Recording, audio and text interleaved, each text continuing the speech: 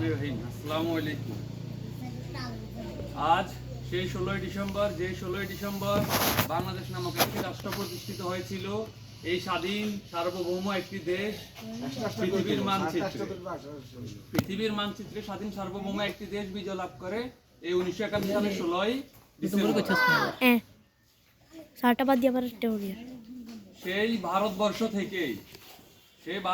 থেকে সেই ব্রিটিশরা, ইংরেজরা আমাদেরকে শোষণ করেছে ইস্ট ইন্ডিয়া কোম্পানির মাধ্যমে। প্রথমে ছিল নবাবের শাসন, তখন তো ভালো ছিল জমিদাররা, কিন্তু তারপর যখন ইস্ট ইন্ডিয়া কোম্পানি, ব্রিটিশরা এই ভারতবর্ষ দখল করে তাদের রাজত্ব শুরু করে, তারপর থেকে শুরু হয় শোষণ, নিপীড়ন। ভারতবর্ষ যখন ইস্ট ইন্ডিয়া কোম্পানির হাত থেকে রক্ষা পায় এবং ব্রিটিশদের হাত থেকে রক্ষা পায়, সেই 1947 সালে দুইটি স্বাধীন রাষ্ট্রের জন্ম হয়। একটা 14 ডিসেম্বর আর একটা 14 আগস্ট আর একটা 15 আগস্ট। 14 আগস্ট স্বাধীন হয় সে পাকিস্তান এবং 15 আগস্ট স্বাধীন হয় ভারত। পাকিস্তানের ছিল দুইটি অংশ, একটা পূর্ব পাকিস্তান আর একটা পশ্চিম পাকিস্তান। সেই পূর্ব পাকিস্তানে ছিলাম আমরা, এই বাংলাদেশ, আজকের এই বাংলাদেশ। সেই পশ্চিম পাকিস্তানে ছিল সেই পাকিস্তানের রাজধানী।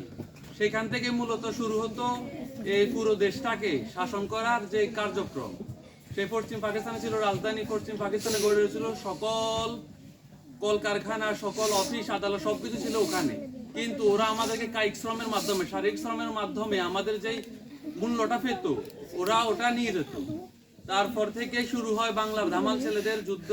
তারা মন প্রাণে সংগ্রাম করে যে দেশটাকে স্বাধীন করতে হবে। তারপর সেই আসে 1952 সাল।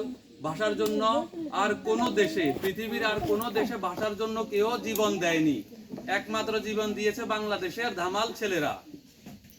তৎকালীন পাকিস্তানে মাত্র 3% ছিল উর্দু ভাষায় কথা বলতো মাত্র 3%, মানে প্রতি 100 জনের 3 জন।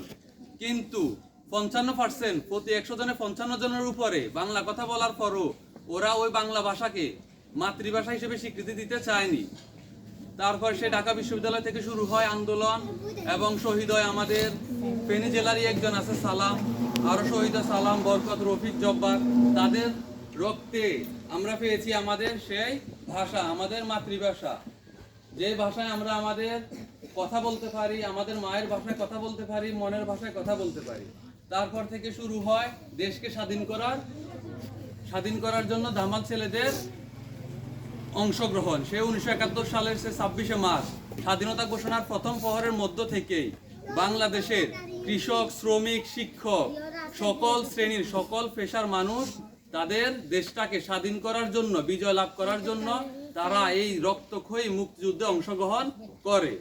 তারপর থেকে সেই দীর্ঘ 9 মাস, 9.5 মাস হয়, দীর্ঘ এই 9 মাসে রক্তক্ষয়ী যুদ্ধের মাধ্যমে বাঙালি হারায় তাদের 30 লক্ষ দামাল ছেলে, 30 লক্ষ দামাল মুক্তিযোদ্ধা, 2 লক্ষ মায়ের ইজ্জত।